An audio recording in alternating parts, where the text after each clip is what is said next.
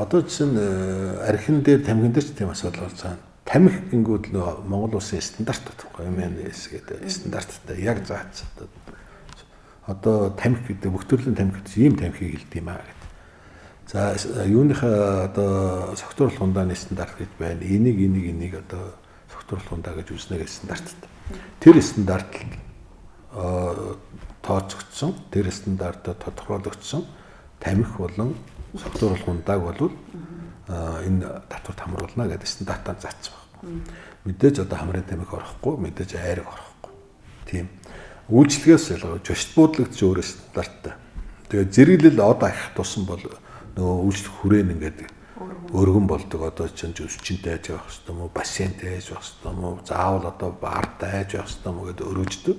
Тэр утгаараа үнэн чинь нэмэгдүү үйлчлэгийн ч одоо сайжирдаг байна. Стандартыг тэгээд заасан. Тэр жошт буудлын одоо үйлчлэгнээс татвар. Тэр амралтын газрыг чинь бас зааж байгаа шүү дээ. Стандартаар ийм амралтын газар байна гэдэг. Тэрнээс навна жошт буудлыг бас тэгнэ.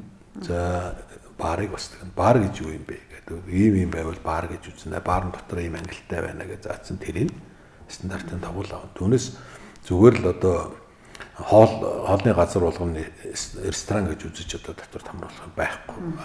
Ерөөсөө одоо нөгөө нэг дэм буудал нэ дээр бол хүн хоногддог одоо өчнөл замын зургийн машины зогсоол бүхий тэд нар бол амралтын газар орохгүй байхгүй юу.